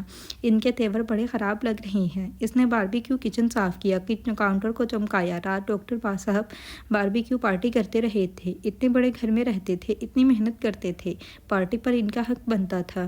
اجالا پول صاف کر رہی تھی کہ بے دھیانی میں پول میں گر گئی۔ الماس بھاگی آئی، ہاتھ پکڑ کر باہر نکالا۔ اجالا ایک دم سے گھبرا گئی تھی۔ گاؤں میں ساری لڑکیاں مل کر کھالے میں ڈبکیاں لگاتی تھیں، اتنے پانی سے کیسا ڈرنا، لیکن یہ گھر ایسا تھا کہ ہر شے ڈرا دیتی تھی۔ یہ بھوت گھر تھا۔ الماس نے گاڑی میں سے ٹی شرٹ نکال کر دی کہ اندر جا کر بدل لو، بلکہ باقی ڈرائر میں ڈرائی کر لینا۔ دلشاد کا منہ بن گیا۔ اسے دیہاتن پنجابی اجالا بالکل پسند نہیں تھی، آتے جاتے اسے گھورتی رہتی تھی۔ کراچی کی روشن بھی زہر لگتی تھی، پنڈی کی الماس سے بھی چڑ تھی۔ امریکہ کافر تھے، معلوم تھے، صرف وہ فرشتہ تھی۔ کام کرو، ابھی سوکھ جائے گی، کیوں اسے ٹھنڈ میں مارنا ہے، خود آپ نے جیکٹ پہنی ہوئی ہے۔ الماس کا پارا پہلے سے ہی ہائی تھا۔ तुम गाड़ी में चलकर बैठो उजाला, मैं तुम्हें घर ड्रॉप कर दूं। आपने पैसे पूरे देने हैं आज के, इस बहाने से काट ना लेना। हमें जानवर समझा के ज़रूरत के लिए भी घर में घुसने नहीं देंगी। अलमास ने खुलकर तैश दिखाया। दिलशाद की तेवरी बड़ी ऊंची चढ़ी थी, लेकिन वो कुछ नहीं कह सकी। डॉक्टर भाई ने समझाया हुआ था कि जिनके पास नीला पासपोर्ट हो इनसे ज़रा ध्यान से रहना, इनके पास सारे घर अमेरिकी हकूक होते हैं। मुँह बनाकर इशारा किया कि दफ़ा हो जाओ अंदर। उजाला किचन से होकर अंदर लॉन्ड्री में गई। इसने लॉन्ड्री का दरवाज़ा बंद किया ही था कि फौरन किसी ने दरवाजे पे जोरदार हाथ मारा। उजाला, रोशन की आवाज़ थी। इसने दरवाज़ा खोला तो रोशन इससे लिपट गई, उसे सख्ती से खींच लिया। मुझे अपने साथ ले जाओ, इसकी आवाज़ नजर रही थी। तुम ठीक हो उजाला? तुम ठीक हो रोशन? उसे खुद से अलग किया। खुदा के लिए मुझे यहाँ छोड़कर ना जाना। वो बड़े दर्द से सिसकी। हर बार रोशन को देखकर लगता था कि पिछली वाली रोशन की हालत ज़्यादा बेहतर थी। इस वाली रोशन को देखकर भी यही लगा था। मुझे अपने साथ ले जाओगी ना? तुम जाती ही तो नहीं हो। अब जाऊंगी, अभी जाऊंगी, मुझे ले जाओ। इसने सख्ती से अपनी आंखें मसली। उजाला ने गौर से जख्मी रोशन की तरफ देखा कि इसका फैसला कितना मजबूत है। मैं घर जाकर सारा से बात करूंगी। ना नहीं, तुम्हारी गाड़ी है, मैं इसमें छुप जाती हूँ। उजाला को पसीना सा आ गया। वो खुद भी इसकी नंदों से डरती थी, वो डॉक्टर साहब से भी डरती थी। सारा की बात और थी, वो सीधा कॉन्सुलेट लेकर जाती, लेकिन अब अलमास की गाड़ी में ऐसे कैसे? रोशन उसे बाजू से दबोच लिया। मैं अपनी माँ के पास मरना चाहती हूँ उजाला, मैं यहाँ मरना नहीं चाहती। वो समझ चुकी थी कि यहाँ सिर्फ मौत है और यह मौत उसे माँ के पास चाहिए थी। ठीक है रोशन, गौर से सुनो। 30 मिनट में हमारा काम ख़त्म हो जाएगा। मैं सारा सामान वापस गाड़ी में रखूँगी। तुम्हें इस दौरान गाड़ी में आकर छुपना है। तुम पहले छुप गई तो घर में तुम्हारी गुमशुदगी का शोर हो जाएगा। कर लोगी ये? मैं खिड़की से तुम्हें देखती रहूँगी। जैसे ही तुम गाड़ी में सारा सामान रख लोगी मैं आ जाऊँगी। तुम फिर डर जाओगी रोशन। तुम्हें गाड़ी में बैठते हुए उन्होंने देख लिया तो बहुत मसला होगा। अब नहीं डरूंगी, मैं यहाँ नहीं मरूंगी, मैं हर सूरत यहाँ से निकलूंगी। रोशन की आंखों में जितना दर्द था इतना ही अज़म था, लेकिन ऐसा पहली बार भी हुआ था। रोशन फिर डर जाएगी, रोशन निकल नहीं पाएगी। बुलबुल भी कह रही थी कि इसका खौफ अजदहा बन चुका है, वो इस अजदहा से डरती है। उजाला बड़ी तेज़ी से बाहर निकली थी। तुमने इतनी देर लगा दी अंदर? दिलशाद ने बड़ा तंग कर कहा। 5 मिनट का टाइमर लगाया था ड्रायर पर। इसने जीन्स की तरफ इशारा किया। दिलशाद ने पेंट को हाथ लगाया कि कितनी खुश्क हुई है। पेंट में नमी थी, लेकिन पानी नुचड़ चुका था। इसकी तेवरी चढ़ी हुई थी, लेकिन अब इन 2 टके के लोगों की क्या मुँह लगना। उजाला ने पूल साफ़ किया, यॉर्ड के पत्ते साफ़ किए। इस दौरान इसने एक बार भी सर उठाकर अंदर की तरफ नहीं देखा था। वो डाइन कुर्सी पे बैठी उजाला को ही देख रही थी। अलमास की गाड़ी घर के सामने खड़ी होती थी। काम ख़त्म हो गया तो वो सामान लेकर गाड़ी में रखने लगी। अलमास ड्राइविंग सीट पर बैठ चुकी थी। जैसे ही अलमास ने गाड़ी स्टार्ट की वो दोनों अंदर चली गई। उजाला गाड़ी के अंदर झुकी बिला वजह सामान इधर उधर कर रही थी। आ जाओ उजाला, अलमास ने आवाज़ दी। उजाला ने गाड़ी के अंदर से ही सर उठाकर घर की तरफ देखा। रोशन नहीं आई थी। वो जानती थी वो बेचारी नहीं आ सकती। वो खींचकर गाड़ी का दरवाज़ा बंद कर रही थी कि बिजली के कूंदे की तरह रोशन आई और एक लम्हे के 1000वें हिस्से में गाड़ी के अंदर कूद गई। उजाला का ऊपर का सांस ऊपर रह गया। रोशन से ये कहना कि गाड़ी में आकर छुप जाना अलग बात थी, ऐसा हकीकत में हो गया। इस हकीकत की दहशत अलग चीज़ थी। अभी अंदर से कोई निकलती और रोशन के साथ साथ उसे भी दबोच लेती। इसने पूरी कुव्वत के साथ खींचकर दरवाज़ा बंद किया। जल्दी से ड्राइविंग सीट पर जाकर बैठ गई। चले आपा, जल्दी करें। इसकी आवाज़ की लजिश पर अलमास ने इसकी तरफ गर्दन घुमाकर देखा था। ठंड लग रही है। अलमास ने गाड़ी के हीटर को एडजस्ट किया। अलमास की ड्राइविंग अच्छी थी। घर जाने की उसे भी जल्दी होती थी। खाना पकाना होता था। आपा थोड़ी तेज़ चलाएं, वो 2-3 बार कह चुकी थी। क्यों भाई, आज फिर तो सास साहिबा ने घर में दावत नहीं रख ली। उजाला मुस्कुरा नहीं सकी। इसका दिल इतना तेज़ तेज़ धड़क रहा था कि बाहर निकल आने को था। वो बैक व्यू मिरर में देखती रही कि कोई गाड़ी के पीछे तो नहीं आ रहा। शिकागो की सड़कों पर सायरन बजते रहे। पुलिस इनके पीछे आती रही। दिलशाद की चंगार इनके ताक़ुब में रही। इसका रंग जर्द पड़ चुका था। उसे ज़रा भी उम्मीद नहीं थी कि रोशन गाड़ी तक आ जाएगी। इसने तसल्ली देने के लिए कहा था। अब वो इसका क्या करेगी, कहाँ रखेगी, सब कैसे होगा? क्या हुआ उजाला? अलमास ने इसकी बेचैनी भांप ली। वो बार बार सर घुमाकर पीछे सड़क की तरफ जो देख रही थी। कुछ नहीं, बड़ी मुश्किल से कहा। अंदर तुमने रोशन को देखा था? जी। वो हकला गई। ठीक थी? नहीं। अलमास ने गहरा सांस लिया। अल्लाह बच्ची के लिए आसानियाँ करे। गाड़ी इसके घर के सामने रुकी तो इसने इत्मीनान का सांस लिया। इसने सोच लिया था कि वो रोशन को बुलबुल के पास ले जाएगी। बुलबुल उसे कॉन्सुलेट छोड़ देगी, फिर सारा संभाल लेगी। बाहर निकलकर इसने पीछे का दरवाज़ा खोला और रोशन को बाहर باہر آنے کے لیے کہا۔ اجالا یہ کیا ہو رہا ہے؟ الماس گاڑی سے باہر نکل آئی۔ وہ کتنی حیران تھی، پھر چھپ کر گاڑی کے اندر دیکھا۔ روشن کی حالت اتنی خراب تھی کہ الماس سے اگلی بات نہیں کی گئی۔ وہ منحوس چڑیلے اب پتہ نہیں کیا کریں گے۔ اجالا کا اپنا دم نکل رہا تھا۔ اس بھوت گھر کے لوگوں کا دھڑکا الگ لگا تھا۔ اب یہاں کھڑی کیا کر رہی ہو؟ بھاگ کر اندر جاؤ، دیکھو سارا ہے۔ روشن تم گاڑی میں ہی رہو۔ اجالا بھاگ کر اندر گئی۔ سارا گھر میں نہیں تھی۔ وہ واپس آئی۔ الماس بے قراری سے گاڑی کے پاس ٹہل رہی تھی۔ سارا کو فون کرو، پوچھو کہ وہ فوراً آ سکتی ہے۔ وہ اندر گئی جہاں سارا جاب کرتی تھی، وہاں کال کی، اسے صورتحال بتائی۔ اس نے کہا کہ وہ ابھی پہنچ رہی ہے، روشن کو گھر کے اندر لے جائیں۔ وہ الماس سے بھی ڈر رہی تھی۔ نہیں، کوئی دیکھ لے گا، کمیونٹی کے لوگ کم نہیں ہوتے۔ سارا نے روشن کو اپنی گاڑی میں بٹھا لیا۔ روشن کے ساتھ ہی اجالا بیٹھ گئی تھی اور اس کی گاڑی تیزی سے کنسولیٹ کی طرف بھاگی جا رہی تھی۔ ساتھ ساتھ وہ روشن کو تسلی دے رہی تھی، اسے آسان الفاظ میں سمجھا رہی تھی کہ کنسولیٹ کا کیا پروسیس ہوگا۔ پہلے روشن الماس کی گاڑی سے نکلنے کے لیے تیار نہیں تھی۔ وہ چاہتی تھی اسے سیدھا ایئرپورٹ چھوڑا جائے۔ سارا نے بڑی مشکل سے اسے اپنی گاڑی میں شفٹ کیا تھا۔ تمہارا پاسپورٹ کنسولیٹ سے بنے گا، وہی لوگ تمہیں واپس بھیجیں گے۔ ساری باتیں سن کر روشن کا دم نکل رہا تھا۔ اجالا بھی اسے سمجھا رہی تھی، لیکن وہ نفی میں سر ہلاتی جا رہی تھی۔ مجھے کہیں نہیں جانا، مجھے اماں بی کے پاس بھیج دیں۔ تمہارا پاسپورٹ بنے گا تو تم پاکستان جاؤ گی، تم نے کہا تھا تم مجھے پاکستان بھیجو گی۔ وہ اجالا پر شک کرنے لگی۔ سارا نے بڑی بے بسی سے اجالا کی طرف دیکھا۔ وہ روشن کے مسلسل ایک تکرار سے چڑ رہی تھی۔ سارا کو اندازہ تھا کہ کنسولیٹ پہنچ جانے کے باوجود معاملہ بگڑ جائے گا، الٹا وہ یہ تاثر نہ دے دے کہ ان دونوں نے اسے ورغلایا ہے۔ روشن اتنی ڈری ہوئی تھی کہ کنسولیٹ میں ہر مرد کو دیکھ کر سارا کے پیچھے دبک جاتی تھی۔ اس نے سختی سے سارا کا بازو دبوچا ہوا تھا۔ اس کا خیال تھا کہ ڈاکٹر صاحب کی اتنی پہنچ ہے کہ اب جو بھی آئے گا وہ اسے پکڑ کر واپس لے جائے گا۔ کنسولیٹ میں اس سے سوال کیے گئے، وہ بڑی مشکل سے ان کے جواب دیتی رہی۔ 2 گواہوں کی ضرورت ہے کہ روشن ڈومیسٹک وائلنس کا شکار رہی ہے۔ سارا باہر اجالا کے پاس آئی تھی۔ اجالا نے بغیر سوچے سمجھے سر ہلا دیا۔ الماس کو فون کرو، گواہی کا پوچھو، یہ ساری کارروائی 2 گھنٹے کے اندر ہونی ہے، پھر روشن کو میڈیکل کے لیے بھیجنا ہے۔ انہیں سب دکھائی نہیں دے رہا کہ روشن کتنی زخمی ہے؟ سارا نے بے چارگی سے اس دوسری کم عقل کی طرف دیکھا۔ اجالا، ہر کام کا ایک سسٹم ہوتا ہے۔ کنسولیٹ ایسے کسی کو رکھ نہیں سکتی، اسے واپس نہیں بھیج سکتے۔ گواہی کے بعد وہ کیا کریں گے؟ واپس بھیج دیں گے۔ ہاں بھیج دیں گے، میڈیکل رپورٹ بھی میٹر کرتی ہے۔ اجالا نے سکھ کا سانس لیا۔ فون بوتھ سے الماس کو فون کر کے پوچھا کہ وہ گواہی دے گی۔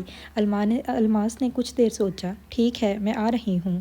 الماس نے نہ صرف گواہی دی بلکہ کافی تفصیل مہیا کی کہ اس نے روشن کو کس کس حال میں دیکھا تھا۔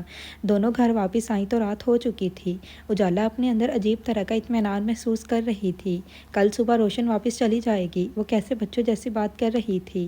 سارا نے آبرو چکا کر اجالا کی طرف دیکھا۔ ابھی نہیں، اتنی جلدی نہیں ہوگا یہ۔ پھر وہ کنسولیٹ میں رہے گی؟ نہیں، کسی پاکستانی فیملی کے گھر میں۔ پاکستان کی ایکٹیو کمیونٹی ممبرز کنسولیٹ کے لیے کام کرتے ہیں، ان میں سے کسی ایک کے گھر میں روشن رہے گی۔ اگر اس گھر میں ڈاکٹر صاحب آ گئے۔ سارا دوڑ دھوپ سے اتنا نہیں تھکی تھی جتنی ان 2 لڑکیوں کی کم عقلی سے تھک گئی تھی۔ اجالا، تم جو کچھ پاکستانی ڈراموں میں دیکھا ہے ضروری نہیں کہ وہ یہاں بھی ہو، کہ چودھری صاحب اپنے بندے لائے اور اپنی بیوی کو ساتھ لے گئے، 2-4 گولیاں بھی چلا گئے۔ اجالا ہنس دی۔ وہ مطمئن ہو گئی۔ مجھے سسٹم سے زیادہ روشن کا ڈر ہے، وہ کسی بھی وقت ڈر کر پیچھے ہٹ جائے گی۔ تمہاری اس سے آخری بات کیا ہوئی تھی؟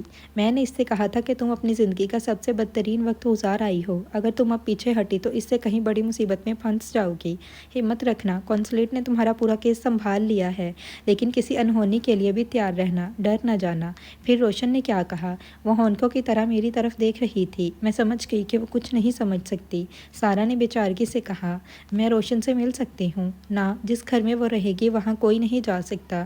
روشن کے کیس پر پروسیس شروع ہو چکا ہے۔ آتے ہوئے سارا نے ایک دیسی ریسٹورنٹ سے کھانا پیک کروا لیا تھا۔ آنٹی ناراض تھی کہ کہاں آوارہ گردی کرتی رہی تھی۔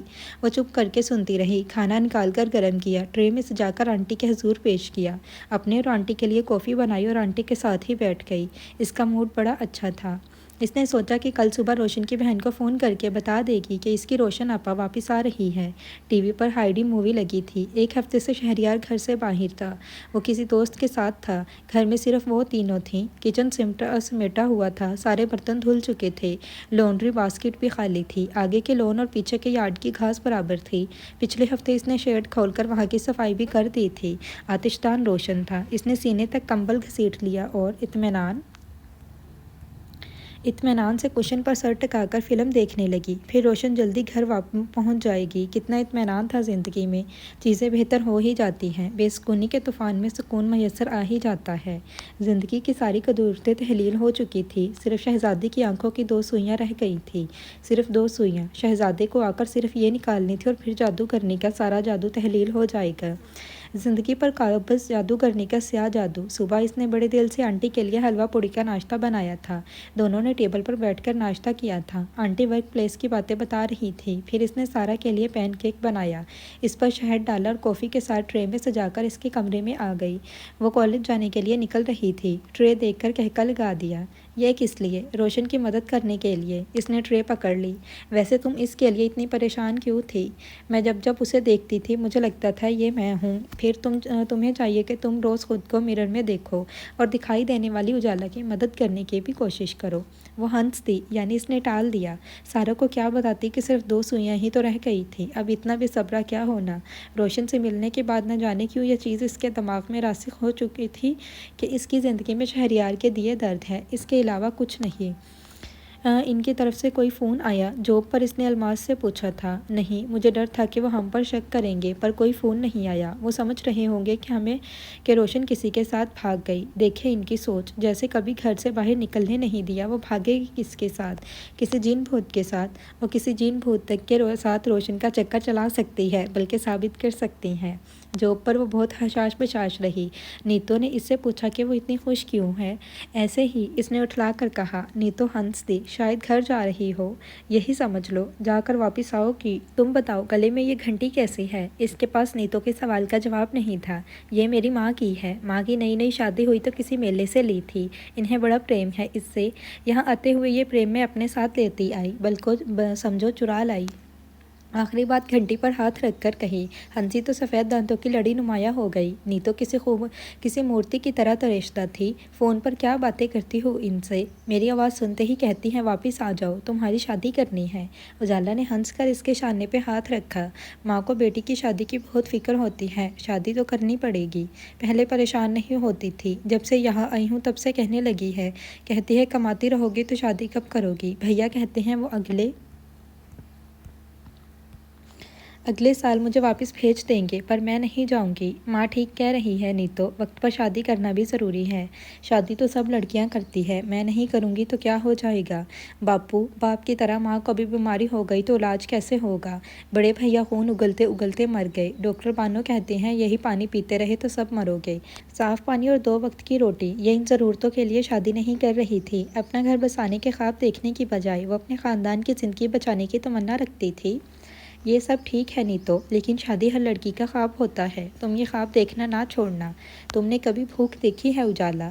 اجالا اس سوال کا درد سمجھتی تھی۔ جنہوں نے بھوک دیکھی ہو ان کے سپنے پیٹ بھر بھات سے آگے نہیں بڑھتے۔ میں نے کبھی شادی کا سپنا دیکھا ہی نہیں، سپنے تو بھرے پیٹ سے دیکھے جاتے ہیں۔ ستارہ آنکھ کے سپنے، اندھیر حقیقت میں ٹوٹ جاتے ہیں نا۔ شام کو وہ گھر واپس آئی تو آنٹی والے صوفے پر سارا چپ بیٹھی تھی، پتہ نہیں کیوں، لیکن اسے ایسے دیکھ کر اجالا کا دل دھڑک کر رہ گیا۔ سارا، سب خیریت ہے؟ ہاں، تم جا کر فریش ہو جاؤ، کچھ ہوا تو نہیں؟ جلدی بتاؤ، میرا دل گھبرا رہا ہے۔ سارا نے ایک لمحہ توقف کیا۔ ابھی میری قونصلیٹ سے بات ہوئی ہے، روشن پر چوری کی رپورٹ ہو چکی ہے، پولیس نے قونصلیٹ کو بند کر دیا ہے کہ فیصلے تک روشن کہیں نہیں جا سکتی۔ اجالا کو بات سمجھنے میں وقت لگا، بات پر یقین کرنے میں بھی۔ چوری کی رپورٹ؟ روشن چور نہیں ہے، بڑی کمزوری سے کہا۔ یہ ٹرائل میں ثابت ہوگا۔ سارا کی آواز میں فکر مندی تھی۔ اب روشن واپس نہیں جا سکے گی؟ نہیں، قونصلیٹ اسے واپس نہیں بھیج سکتی جب تک چوری کے معاملے کا فیصلہ نہیں ہو جاتا۔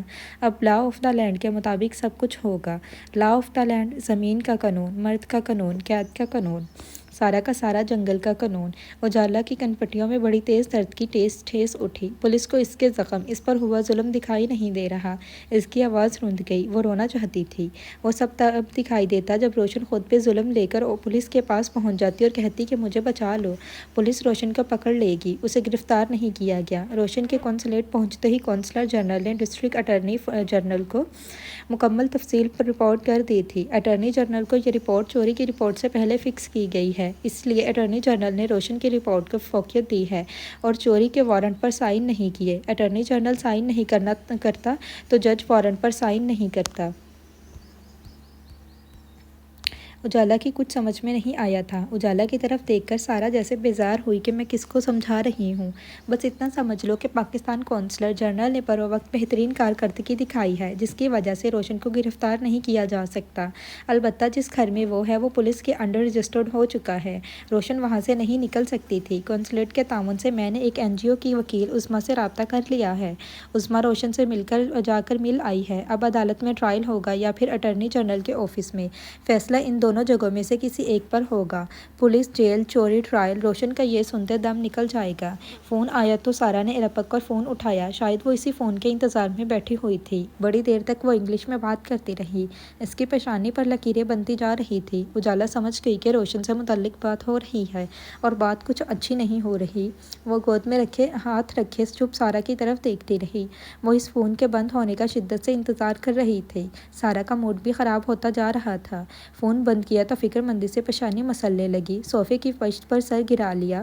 وکیل کا فون تھا۔ سارا کیا کہہ رہی تھی؟ اجالا نے جھجک کر پوچھا۔ سارا نے حتی الامکان کوشش کی کہ وہ تلخ ہو کر بات نہ کرے، لیکن اس کے اعصاب کھنچے ہوئے تھے۔ اسے شاید ہر دیسی لڑکی پر غصہ تھا کہ آگ میں ہاتھ ڈال کر تمہیں کھینچ کر باہر نکالا ہے اور تم ہو کے ذرا سی ہمت نہیں دکھا سکتی، تھوڑی عقل سے کام نہیں لے رہے۔ سارا کچھ کہے بغیر اٹھ کر کچن تک گئی اور فریج سے ٹھنڈا پانی نکال کر پیا۔ اجالا گردن گھما کر اس کی طرف دیکھنے لگی۔ ابھی کچھ دیر تک آنٹی واپس آ جاتی۔ اسے روشن کے بارے میں جاننے کی بے چینی تھی۔ عظمیٰ بتا رہی ہے کہ جیسے ہی اس نے روشن کو بتایا کہ اس پر چوری کی رپورٹ ہو چکی ہے، اس نے بری طرح سے رونا شروع کر دیا۔ وہ کوئی بات سمجھنے کے لیے تیار نہیں ہے۔ وہ ہم سب کو دھوکے باز سمجھ رہی ہے۔ تم نے کہا تھا کہ ایئرپورٹ لے جاؤ گے، لیکن کہیں اور لے گئی۔ اب چوری کا الزام لگ گیا ہے۔ عظمیٰ کافی دیر تک سمجھاتی رہی، لیکن اسے زیادہ امید نہیں ہے۔ کچھ لوگوں کی طرف نجات ہندہ اس لیے نہیں بھیجے جاتے کہ وہ لوگ الٹا نجات ہندہ کو ہی سولی پر لٹکا دیتے ہیں۔ وہ اتنے کمزور ہوتے ہیں کہ اپنی مصیبت کی دلدل میں بچانے والوں کو ہی کھینچ لیتے ہیں۔ سارا نے تلخی سے کہا۔ کوئی رستہ نکل سکتا ہے؟ اجالا نے ڈرتے ڈرتے پوچھا۔ اتنا واضح رستہ نکال کر روشن کو دیا ہے، وہ پھر بھی چھلانگ لگانے کے لیے کنویں کی طرف بھاگی جا رہی ہے۔ سارا کتنی برہم ہو رہی تھی۔ تم ٹھیک کہہ رہی ہو سارا، لیکن تمہیں معلوم ہے کہ دنیا میں کن دو لوگوں کا سب سے زیادہ ناجائز استعمال ہوتا ہے؟ سارا اپنی برہمی اس پر نکالنا چاہتی تھی۔ اجالا نے نام میں سر ہلا دیا۔ ایک کمزور کا، دوسرا کم علم کا۔ کمزور کی کمزوری سمجھ میں آتی ہے، لیکن جہالت کی وجہ سمجھنے سے قاصر ہوں۔ جہالت کمزوری بھی ہے اور لعنت بھی۔ پہلی بار اجالا نے روشن کے لیے اپنے دل میں غصہ محسوس کیا۔ اس نے جانا کہ سارا کیسا محسوس کرتی ہوگی۔ وہ رات اس نے کانٹوں پر گزاری تھی۔ گھر آنے سے پہلے وہ روشن کے گھر فون کر آئی تھی۔ تمہاری روشن آپا بہت جلد تمہارے پاس ہوگی۔ اس کا پاسپورٹ بن رہا ہے۔ جیسے ہی بنے گا وہ پاکستان پہنچ جائے گی۔ تم اپنی اماں بھی کو بتا دینا۔ اب رونا نہ میری بہن۔ یہ ایسی خبر تھی جسے سننے کے لیے اس کی بہن کے کان ترس گئے تھے۔ جب اس نے یہ خبر سنی تو اسے یقین نہیں آیا کہ یہ سچ ہے۔ یہ سچ کیسے ہو سکتا ہے؟ 3 سال انہوں نے انتظار کی سولی پر گزارے تھے۔ یہ سزا اچانک ختم کیسے ہو گئی؟ دوسری طرف بڑی دیر تک روشن خاموش رہی۔ روشن آپا آ رہی ہیں سن کر بھی اس نے تصدیق چاہی تھی۔ اجالا نے خوشی خوشی فون بند کیا تھا، پھر گھر اماں کو فون کیا۔ بڑی دیر تک چہ چہ کر ان سے باتیں کرتی رہی۔ اماں نے اسے بڑی مدت بعد اتنا خوش پایا تھا۔ ایک دن وہ بھی ماں کو یہ خبر سنائے گی کہ وہ آ رہی ہے۔ لحافوں کو دھوپ لگوا لیں، کچے صحن کو لیپ دیں، کمر سے کہیں باڑے کی صفائی کروا دیں۔ میری اڈیک رکھنا اماں، میں آ رہی ہوں۔ نہ وہ جا رہی تھی نہ روشن۔ امیدوں کے حالوں پر اندھیروں کے جال پڑ گئے تھے۔ آنکھوں کی سوئیاں اتنی جلدی کہاں نکلتی ہیں، یہ جنتر منتر اتنی جلدی کہاں ٹوٹتے ہیں۔ کالج سے سارا عظمیٰ کے پاس گئی تھی۔ اتنی سنجیدگی سے اجالا نے روشن کا معاملہ نہیں لیا تھا جتنی سنجیدہ سارا تھی۔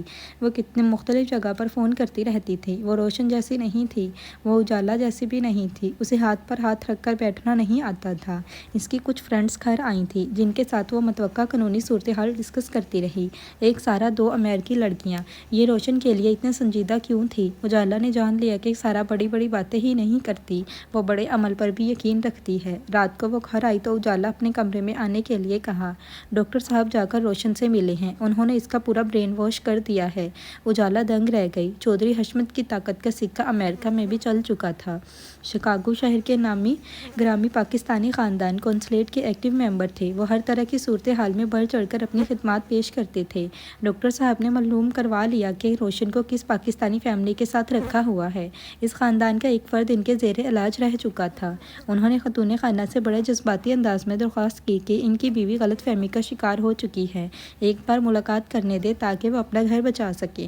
ڈاکٹر صاحب کے یقین دلانے پر کہ یہ بات کونسلیٹ تک نہیں جائے گی، ان کے گھر کی عزت بچا لی جائے، انہیں بڑی رازداری سے یہ فیور دے دی گئی تھی۔ وہ روشن کے سامنے بیٹھے تھے۔ انہیں دیکھ کر روشن کا دم نکل گیا تھا۔ وہ الٹے پیروں کمرے سے باہر بھاگ گئی تھی، لیکن خاتون خانہ اسے سمجھا بجھا کر واپس کمرے میں لے آئیں کہ تمہارا شوہر ہے، ایک بار بات سن لو، کیا ضرورت ہے اتنا تماشا لگانے کی؟ شاید کوئی بہتر رستہ نکل آئے، جلد بازی میں اپنا گھر خراب نہ کرو، وہ تمہیں یہاں سے لے کر نہیں جا سکتے، اس بات کا اطمینان رکھو۔ وہ بڑی ڈری سہمی اپنی ڈاکٹر شوہر کے سامنے سنگل صوفے پہ بیٹھ گئی۔ یہ آدمی اپنی کوٹ کی جیب میں سے زہر نکالے گا اور اسے لگا دے گا۔ یہ آدمی اسے گھسیٹتا ہوا دلشاد کے پاس لے جائے گا۔ روشن، ادھر میری طرف دیکھو، کیسی ہو؟ کتنی میٹھی آواز تھی۔ دیکھو میری پیاری زوجہ، میں جانتا ہوں تم مجھ سے بہت ناراض ہو، ناراضگی بنتی بھی ہے، بلکہ غصہ بنتا ہے۔ مجھے برا بھلا کہو، گالیاں دو کہ میں تمہارا خیال نہیں رکھ سکا۔ میں تمہارے جوتے کھانے کے لیے اپنا سربسد شوق پیش کرتا ہوں۔ تم نے میری خدمت میں کوئی کمی نہیں رہنے دی اور میں تمہارا اور اماں بی کا خیال نہیں رکھ سکا۔ اماں بی کا میں ہی بڑا بیٹا تھا، اسے میری غفلت سمجھو، لیکن مجھے معاف کر دو۔ جب سے تم گھر سے گئی ہو میں سو نہیں پایا، میرا چین سکون سب رخصت ہوا۔ دونوں بچے الگ تمہیں یاد کر کے روتے ہیں، ایک تو بیمار پڑ گیا ہے۔ تم نے میری ہی خدمت نہیں کی، انہیں بھی ماں کی طرح پالا پوسا ہے۔ اتنا تو ان کی سکی ماں نہ کرتی جتنا تم نے کر دیا۔ تمہیں دونوں بچے یاد نہیں آتے روشن؟ ماما ماما کرتے بلک بلک کر روتے ہیں۔ روشن کے پورے جسم پر لرزہ طاری تھا۔ روشن، میری طرف دیکھو، شوہر ہوں تمہارا۔ اس نے بڑی مشقت سے سر اٹھا کر دیکھا۔ یہ آدمی جو سامنے بیٹھا تھا یہ پچھلے 3 سال سے غائب تھا، یہ صرف آج اس روپ میں دکھائی دے رہا تھا۔ یہ سوٹڈ پوٹڈ انسان اس گھر کی 4 دیواری میں کسی اور ہی روپ میں ہوتا تھا۔ تم نے اچھا کیا گھر سے چلی آئی، ورنہ مجھے کبھی اپنی غلطی کا احساس نہ ہوتا۔ دیر سے ہوا لیکن ہو گیا۔ میں نے فوراً دلشاد آپا روبی کو ان کے گھر چلتا کیا ہے۔ اماں دلشاد آپا کے ساتھ رہیں گی۔ اب بس میں اور تم ہوں گے۔ میں کسی کو تمہارے سر پر سوار نہیں ہونے دوں گا۔ تم جیسے چاہو اپنے گھر پر راج کرنا۔ اس کی آنکھوں کی حیرت کتنی بڑھ گئی تھی۔ ڈاکٹر شوہر کا چہرہ کتنا کھلا ہوا تھا۔ کوٹ کی جیب سے ٹکٹ نکال کر سامنے میز پہ رکھا۔ یہ دیکھو تمہارے لیے پاکستان کا ٹکٹ منگوا لیا ہے، ہاتھ میں پکڑ کر دیکھو، تمہارا نام روشن لکھا ہے، ٹھیک 1 مہینے بعد کا ٹکٹ ہے۔ میرے ساتھ چلنا، اماں بھی اور بچوں کے لیے شاپنگ کریں گے، اپنی چھٹی کے لیے بھی اپلائی کر دیا ہے۔ ہم اماں بھی کے ساتھ رہیں گے، انہیں ہماری ضرورت ہے۔ روشن میز پہ رکھے ٹکٹ کو گھورنے لگی۔ ہاتھ میں پکڑ کر دیکھو روشن، نرمی سے کہا۔ اس واپسی کے ٹکٹ کے لیے وہ بہت تڑپی تھی۔ پردیس سے روانگی کا یہ پروانہ خون کے عنصر رلانے کے بعد بھی ہاتھ نہیں آیا تھا۔ اب آزادی کا یہ پروانہ سامنے رکھا تھا۔ اس نے ہاتھ بڑھا کر ٹکٹ اٹھا لیا۔ ٹکٹ پر تاریخ اور اس کا نام درج تھا۔ روشن، مجھے معاف کر دو، ایک بار معاف کر دو، میں تمہاری ساری شکایتیں دور کر دوں گا۔ آپ نے مجھ پر چوری کی رپورٹ کروا دی۔ وہ ہکلا کر بس یہ شکایت کر سکی۔ وہی دلشاد آپا کی جلد بازی۔ مجھے گھر پہنچنے میں دیر ہو گئی اور انہوں نے مجھ سے پوچھے بغیر فوراً پولیس میں رپورٹ کر دی۔ مجھے معلوم ہوا تو میں بہت ناراض ہوا کہ ایسے کیسے میری بیوی پر الزام لگا دیا، اسے چور ہی بنا دیا۔ روشن کی آنکھوں میں روشنی کا کوندا لہرایا، نئی زندگی کی بہار کا کوندا۔ انسان جھوٹے وعدوں میں اس لیے آ جاتا ہے کیونکہ وہ خود اتنی استطاعت نہیں رکھتا کہ انہیں اپنے لیے سچ کر سکے۔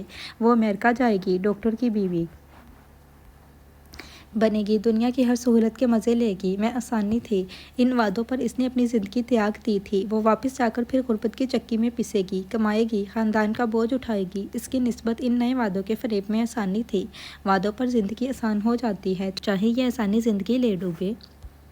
مجھے نہیں معلوم کہ تم یہاں تک کیسے پہنچی ہو، شاید کسی کی باتوں میں آ گئی ہو، تمہیں کسی نے بہکا دیا ہے، لیکن نتیجہ تم دیکھ رہی ہو، کیا سے کیا ہو گیا۔ گھر پاکستان جانے کی بجائے تم کسی غیر کے گھر میں پڑی ہوئی ہو۔ اگر تم جیل چلی گئی تو تم سوچ نہیں سکتے وہاں تمہارے ساتھ کیا کچھ ہو سکتا ہے۔ یہاں مرد عورت سب آزاد ہیں، وہ یہ خیال نہیں رکھیں گے کہ ایک عزت دار گھرانے کی بیٹی ہو۔ تمہیں کیسے سمجھاؤں روشن کہ یہ لوگ تم جیسی لڑکیوں کے ساتھ کتنا وحشیانہ سلوک کرتے ہیں۔ تم بہت معصوم ہو۔ یہ وکیل، یہ NGOs اور انہیں اپنی جیبیں بھرنی ہیں، انہیں کافروں سے فنڈز ملتے ہیں۔ یہ لوگ تمہیں کئی سال تک مقدمے میں پھنسا کر رکھیں گے تاکہ ان کی جیب بھرتی رہے۔ اتنا تو تم بھی جانتی ہو روشن کہ مقدمے اتنی جلدی جان نہیں چھوڑتے۔ یہ تمہیں بھڑکائیں گے کہ میرے خلاف یہ کہو وہ کہو، لیکن وہ سب جھوٹ ہوگا۔ یہ تمہیں انصاف نہیں دلائیں گے، الٹا پھنسا دیں گے۔ وہ پاکستان میں تھی تب بھی امریکہ کے بارے میں پرفریب باتیں سنی کہ وہ ملک جنت ہے، وہاں زندگی بہت آسان ہے، قانون کی بالادستی ہے، سب خوش باش رہتے ہیں۔ وہ امریکہ میں ہے تب بھی یہی باتیں سن رہی رہی تھی کہ وحشیانہ سلوک ہوتا ہے، کافروں کا ملک ہے، دھوکے بازی عام ہے۔ امریکہ شاید اس دنیا کا واحد ملک ہے جس کے نام پہ جھوٹ کا سکہ سونے کے بھاؤ چلتا ہے۔ کھڑے کھڑے فریب کا جال بن لیا جاتا ہے، زمینیں ہتھیا لی جاتی ہیں، غلام بنا لیے جاتے ہیں، نسل پرستی عام ہو جاتی ہے اس امریکہ کے نام پر۔ یہ ٹکٹ تم اپنے پاس رکھو، میری بات سمجھنے کی کوشش کرو، جیسے جیسے میں کہتا جاؤں ویسے ویسے کرتی جانا۔ روشن، اماں بھی تمہاری راہ دیکھ رہی ہیں، خود کو امریکہ کی جیل کے حوالے نہ کرو، جو کہہ رہا ہوں وہ کرنا۔ وہ آبجیکٹ اپنے ڈاکٹر شوہر کی آنکھوں میں دیکھ رہی تھی۔ تم میرے بغیر پاکستان جاؤ گی تو تمہاری اماں بھی پر کیا گزرے گی؟ اجڑ کر جاؤ گی تو ماں کو تکلیف پہنچاؤ گی۔ انہیں کچھ بھی ہو سکتا ہے، لوگ تمہاری طرف انگلیاں اٹھائیں گے، اس عمر میں انہیں یہ تکلیف نہ دینا۔ وہ تمہاری شادی پر کتنا خوش تھی، یہ دیکھو میں نے اپنا بھی ٹکٹ لے لیا ہے، دونوں ساتھ مل کر جائیں گے۔ اس کی نظر اپنے مسیحا شوہر پر جمی ہوئی تھی۔ ہر درد اس سہانی زندگی کے پیچھے جا چھپا تھا جو زندگی ڈاکٹر شوہر دینے کا وعدہ کر رہا تھا کہ وہ اپنے ڈاکٹر شوہر کے ساتھ اپنی ماں سے ملنے جا رہی ہے۔ سارا عظمیٰ کے ساتھ کونسلیٹ ہو کر آ رہی تھی۔ عظمیٰ نے شدید احتجاج نوٹ کروایا تھا جس پاکستانی فیملی کے ساتھ روشن تھی۔ انہیں ایکٹیو ممبرز کی فہرست خارج کر دیا گیا تھا۔ کونسلیٹ اس سلسلے میں لا علم تھی۔ یہ فیور دینا اس فیملی کو کافی مہنگا پڑ چکا تھا۔ کونسلیٹ نے شدید برہمی کا اظہار کیا تھا۔ روشن کو دوسری فیملی کے ساتھ شفٹ کر دیا گیا تھا۔ کوئی بھی روشن سے نہیں مل سکتا تھا، صرف عظمیٰ روشن سے بات کر سکتی تھی۔ ڈاکٹر شوہر ایک ملاقات میں اس کا پورا دماغ بدل گئے ہیں۔ پہلے وہ اسے خوف کا انجیکشن لگاتا تھا، اب محبت کا انجیکشن لگا گیا ہے۔ میں نے اس فیلڈ میں بہت کچھ دیکھا ہے، لیکن روشن نے مجھے حیران کر دیا ہے۔ وہ اپنے ساتھ ہونے والے ظلم کی خود گواہ ہے اور اسی کا انداز بدل گیا ہے۔ اس نے کہا کہ ہم اسے مقدمے میں پھنسانے کی کوشش کر رہے ہیں، اسے جیل میں پھینک دیں گے، اس سے اچھا تھا وہ گھر سے نہ نکلتی۔ عظمیٰ نے فون کر کے سارا کو بلایا تھا تاکہ اسے ساری صورتحال سے آگاہ کر سکے۔ اگر اجالا سے ملاقات کروا دی جائے؟ سارا نے بڑی فکر مندی سے پوچھا۔ ملاقات کسی سے بھی نہیں ہو سکتی، کونسلیٹ نے مزید سختی کر دی ہے۔ میں ڈاکٹر کی حکمت عملی پر حیران ہوں۔ وہ روشن تک پہنچ ہی گئے۔ بہت شاطر لوگ ہیں، یہ لوگ روشن کو ہاتھ سے جانے نہیں دیں گے۔ پھر اس پاکستانی فیملی کی جرت دیکھو، ڈاکٹر کو فیور دے دی۔ میں نے کونسلر جنرل سے پرزور شکایت کی تھی، لیکن کونسلیٹ بھی کیا کرے، سارا مسئلہ ہی ہمارے لوگ ہیں۔ ہم نے کبھی قانون کو سنجیدگی سے لیا ہی نہیں۔ روشن کی پاکستان بات ہو سکتی ہے؟ نہیں، تم نے دیکھا سارا کہ ہماری عورتوں کے مسئلے حل نہیں ہوتے، وہ اپنے ہی حق میں بنائے گئے قانون کو استعمال ہونے نہیں دیتی۔ سارا عظمیٰ سے کس دلیل پر بات کرتی؟ ایک مثال اس کے گھر میں موجود تھی۔ اب چانسز کیا ہیں؟ جیسے روشن کا دماغ بدل چکا ہے، وہ ڈاکٹر صاحب پہ حرف نہیں آنے دے گی۔ وہ یہ تک ثابت کر دے گی کہ سارے زخم اس کی اپنی کم عقلی کی وجہ سے لگے ہیں۔ وہ خود سیڑھیوں سے گری ہے، خود کو جلاتی رہی ہے، اس کا ذہنی توازن ٹھیک نہیں ہے، خود پر تشدد کرتی رہی ہے۔ ویسے بھی روشن کی طرف سے گھریلو تشدد کا کیس دائر ہی نہیں کیا گیا، ہم صرف چوری کا کیس دیکھیں گے۔ ڈاکٹر صاحب پر سرے سے کوئی کیس ہی نہیں ہے۔ وہ اسے یہ یقین دلا گئے ہیں کہ میں تمہیں چوری والے معاملے سے نکال دوں گا، پھر ہم دونوں ہنسی خوشی زندگی گزاریں گے۔ جب اس نے چوری کی ہی نہیں تو ڈاکٹر کا کیا کمال کہ اسے آزاد کروائے؟ یہی چیز روشن نہیں سمجھ رہی۔ میں نے کہا کہ روشن تم پر چوری ثابت نہیں ہوگی، تم بے فکر رہو، لیکن اس نے میری طرف ایسے دیکھا جیسے اسے میری بات کا 1% یقین نہ ہو۔ سارا نے سب سمجھ کر سر ہلا دیا۔ وہ جانے کے لیے اٹھ کھڑی ہو گئی۔ ہمیں یہ پچھتاوا نہیں ہوگا کہ ہم نے اپنی پوری کوشش نہیں کی، لیکن ایسے ہر کیس کے انجام پر مجھے بہت تکلیف ہوتی ہے، عظمیٰ نے صاف گوئی سے کہا۔ بلبل نے ڈرائیونگ سیکھ لی تھی، وہ اپنی فرینڈ کی گاڑی میں اسے پک کرنے آئی تھی۔ اجالا کچن میں کھڑی آخری کام سمیٹ رہی تھی، کھڑکی سے ہی ہاتھ ہلایا۔ آنٹی مائکرو ویو میں پیزا گرم کر رہی تھی۔ بلبل کو دیکھ کر منہ بنا لیا۔ بڑے پر لگ گئے ہیں اسے، استزائیہ کہا۔ آنٹی شاید اس کے کار میں بیٹھنے کو پر کہہ رہی تھی، لیکن آنٹی نے اسے بغیر پروں کے دیکھا ہی کب تھا۔ بلبل کے پاس ہمیشہ سے پر موجود تھے، اس کی تعلیم کے پر، اس کی محنت کے پر، اسکالرشپ لینے کے پر، اپنی ماں کا سہارا بننے کے پر۔ اب نکل جاؤ تم بھی اس کے ساتھ آوارہ گردی کرنے، تمہیں کوئی بھی پوچھنے والا نہیں ہے۔ وہ بے ساختہ زیر لب ہنس دی۔ بلبل ہارن دے رہی تھی۔ ویکینڈ تھا، اسے معلوم تھا آنٹی اندر ہے، وہ اندر نہیں آنا چاہتی تھی۔ جیسے وہ اپنی مامی سے بدکتی تھی، ویسے ہی آنٹی سے دور بھاگتی تھی۔ اس نے بلبل کے لیے آلو کے پراٹھے بنائے تھے، انہیں ڈبے میں ڈالا، کوٹ پہنا اور باہر آ گئی۔ इंसान कितना ही भला मानस क्यों ना हो, मामी जैसा एक ना एक इंसान ज़िंदगी में ज़रूर मिल जाता है। बुलबुल किचन की खिड़की में आंटी की शक्ल देख चुकी थी। ज़रूरी नहीं एक मिले, दो भी मिल सकते हैं। बुलबुल का कहका भी साख्ता था। वो ड्राइविंग सीट पर बैठी हुई बहुत अच्छी लग रही थी। रेलवे स्टेशन के लकड़ी के बेंच पर बैठकर पढ़ने वाली लड़की शिकागो की सड़कों पर गाड़ी दुरा रही थी। जिंदगी की घुटन धूप में इसने साइड होंड निकाले थे। मुझे तकलीफ पहुंची कि रोशन ने मेरी ही नीयत पर शक करना शुरू कर दिया। उसे रोशन के बारे में बताने लगी। उजाला कल रात से दिल गिरफ्तार थी। बच्चों जैसी बातें ना करो, अब तक सब ने इसका एतबार लूटा है। वो बेचारी दुनिया पर अपना एतबार खो चुकी है। इतनी मुश्किल से उसे वहाँ से निकाला था, अब वो वापस वहीं जाना चाहती है। दोनों ने एक कैफ़े में आकर बैठ चुकी थी। तुम खुद को ब्लेम ना करो उजाला, इसने उजाला के हाथ को थपक कर तसल्ली दी। तुम बहुत अच्छा कर रही हो, जो इतना पढ़ रही हो, हम जैसों से अच्छी रहोगी। मेरे पास पढ़ाई के अलावा कोई दूसरा रास्ता ही नहीं था। ताया जी को बड़ा शौक था कि हम खूब पढ़े लिखे। छोटी चच्ची को उन्होंने ही उस्तानी लिखवाया था, पर घर की कोई और लड़की पढ़ नहीं सकी। हम लड़कियों के नवाले हर वक्त शादी ब्याह की बातें होती रहती थी। ताया जी ये तक कहते थे कि अगर शहर जाकर रहना पड़ा तो मैं इंतज़ाम कर दूंगा, तुम पढ़ने वाली बनो।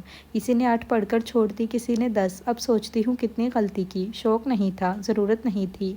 हर बड़ी बूढ़ी को यही कहते सुना कि इतना पढ़ लिख कर क्या करना है, जब करना ही चूल्हा चौका है। सोचो ज़रा, कोई बचपन से यह बात सुने तो क्या नतीजा निकले कि पढ़ने लिखने का तो कोई फ़ायदा ही नहीं होता।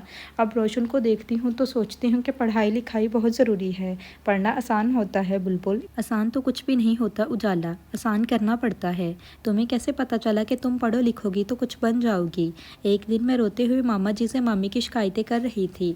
मामा जी ने ध्यान लगाकर सब सुना और फिर कहा कि देख बुलबुल, अगर तुझे ये बुरी मामी ना मिलती तो कोई और मिल जाता।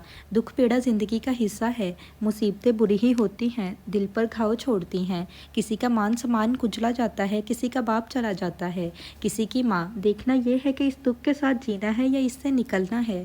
तेरी मुसीबत आसान है, तू इससे निकल सकती है। मामी मुँह का नवाला छीन लेती है, जी जलाने वाली बातें करती है। ये मुसीबत आसान है?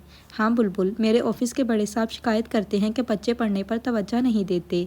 वो खून पसीना एक कर रहे हैं कि बच्चा बड़ा आदमी बने, पर बच्चों की पढ़ाई से लगन नहीं। तो लाइक बच्ची है, अच्छे नंबर लेती है। एक बार तेरी रिपोर्ट बुरी ख़राब आई तो तेरी मामी ने तेरी माँ पर तंज किए थे। मेरी बहन पल्लू में मुंह देकर रोने लगी। बस इसके बाद तूने पोजीशन लेनी शुरू कर दी। मैं बेयकीनी से मामा की तरफ देखने लगी क्योंकि यह सच था। तुझे तेरी माँ ने नहीं, तेरी मामी पोजीशन दिलवा रही है। मामा जी हंस दिए। तुझे इस मुसीबत से पूरी तरह से निकलना है तो दिल लगा कर पढ़। जिस दिन खुद कमाने लगेगी इस दिन माँ का हाथ पकड़कर अपने साथ ले जाना। मामी की मुसीबत पीछे रह जाएगी, तू आगे निकल जाएगी। उजाला दिलचस्पी से सुन रही थी। मैंने बोर्ड में टॉप किया तो मामी ने वो दिन अजाब बना दिया। इसके डर से माँ मेरी खुशी न मना सकी। मुझसे कहा चुपकी बैठी रहो। आस पड़ोस के लोग बधाई देने आए तो मामी बन कर कहती कि बिठा कर खिलाया है, ठाठ से रहती है, टॉप तो करना था। बाप तो फूटी कोड़ी नहीं छोड़ कर गया। इनकी पढ़ाई लिखाई में हम कंगाल हो गए। टॉप करने पर भी मैं आंसू बहाती रही। पड़ोस की मासी के लड़के ने अगले साल बोर्ड के एग्ज़ाम देने थे। उन्होंने मुझे इसकी ट्यूशन के लिए कहा। मैं उसे घर जाकर पढ़ाने लगी। जो पैसे मिले इससे पहले माँ के लिए मलमल की नई साड़ी ली। साड़ी देखकर माँ के चेहरे पर रंग आ गया। बस इस दिन मुझे मामा जी की बात पर यकीन आ गया। मैं माँ को लेकर इस मुसीबत से निकल जाऊंगी। जब बड़ी आदमी बन जाऊंगी तो मामी से बदले लूंगी। उजाला को अजीब सूझी।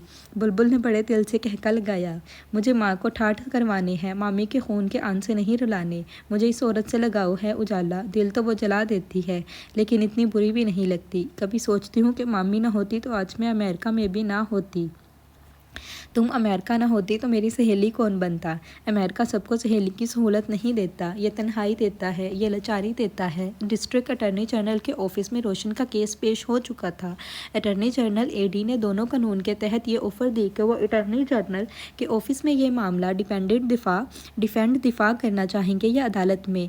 दोनों ने अटॉर्नी जनरल के ऑफिस में मामले का दिफा करने की हमायत की थी और अब अटॉर्नी जनरल के ऑफिस में रोशन अपने वकील उस्मा के साथ और डॉक्टर साहब अपने वकील के ساتھ موجود تھے۔ ضرورت پڑنے پر سارا اجالا اور الماس کو بھی بلایا جا سکتا تھا۔ ڈسٹرکٹ اٹارنی جنرل لیفٹ 50 ذکی خاتون ہے، گردن تک کے کٹے سفید بال، براؤن آنکھیں، سخت مزاج، مضبوط اعصاب کی مالک، چہرے پر کوئی تاثر واضح نہیں، جو جج صاحبان کا خاصا ہوتا ہے۔ علم اور تجربہ پوری شخصیت پر غالب ہے۔ لمبی میز پر دونوں فریقین آمنے سامنے بیٹھے ہیں۔ خاتون اٹارنی جنرل پرائم چیئر پر بیٹھی ہیں۔ کمرے میں 3 عورتیں موجود تھیں، روشن، عظمیٰ اور اٹارنی جنرل۔ 3 عورتیں تو گھر میں بھی موجود تھیں، ساس دلشاد، روبی۔ بھروسہ کن عورتوں پر ہو؟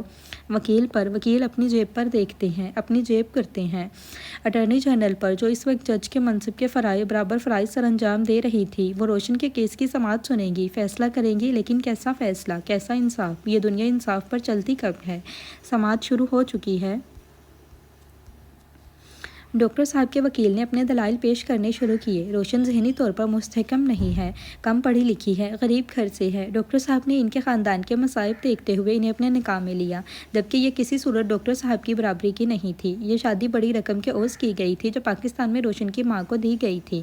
پاکستان سے روشن کی ماں کی طرف سے آئے دن پیسوں کا مطالبہ ہوتا رہتا تھا، جسے پورا نہ کیے جانے پر روشن گھر میں جھگڑا کرتی تھی۔ ڈاکٹر صاحب نہیں چاہتے تھے کہ ان کی گھریلو زندگی خراب ہو۔ وہ بیوی کو ہر طرح سے سمجھانے کی کوشش کرتے رہے۔ وہ کئی بار پاکستان پیسے بھیج چکے تھے۔ روشن پولیس تک جانے کی دھمکی دیتی تھی، خود کو زخمی کرتی رہتی تھی، اور اس بار گھر سے چوری کر کے فرار ہو گئی۔ وکیل نے ایک پیپر اٹارنی جنرل کے سامنے پیش کیا، جس پر روشن کی ماں کے دستخط تھے اور انگوٹھے کے نشان بھی تھے۔ اس پیپر کے مطابق نکاح کے وقت ڈاکٹر صاحب سے بڑی رقم وصول کی گئی تھی۔ یہ پیپر اصلی پیپر تھا۔ دلشاد نے روشن کی ماں کے دستخط لیے تھے، پھر چند دوسرے پیپرز رکھے تھے، جن کے مطابق ڈاکٹر صاحب کئی بار پاکستان پیسے بھیج چکے تھے۔ دنیا کا کوئی وکیل کوئی جھوٹ نہیں بولتا۔ ٹرائل میں دونوں وکیل اپنا اپنا سچ لے کر آتے ہیں۔ جو وکیل اپنے والا سچ ثابت کر دیتا ہے، وہ ٹرائل جیت جاتا ہے، بے شک اس کا موکل شیطان صفت ہو اور انسانوں کی ہڈیاں چبا کر کھاتا ہو۔ عدالت میں سچ موجود نہیں ہوتا، سچ عدالت کے باہر کھڑا رہ جاتا ہے، پھر عدالت کے اندر ثابت کیا جاتا ہے۔ جو ثابت کر دیتا ہے، جیت اس کی ہو جاتی ہے۔ باقی آئندہ ماہ انشاءاللہ۔ یہ ایپیسوڈ یہیں پہ ختم ہو رہی ہے گائز۔ نیکسٹ ایپیسوڈ پڑھنے کے لیے میرے چینل کو سبسکرائب کریں، لائک کریں، کامنٹ کریں اور بیل آئیکن کو بھی دبا دیں، تاکہ جیسے ہی کوئی نیو ویڈیو آئے وہ آپ کو مل جائے۔ اور میرے چینل کو اپنے دوستوں کے ساتھ بھی شیئر کریں۔ اگر وہ ناول پڑھنا چاہتے ہیں یا سننا چاہتے ہیں تو وہ بھی یہاں سے پڑھ بھی سکتے ہیں اور سن بھی سکتے ہیں ناول کو۔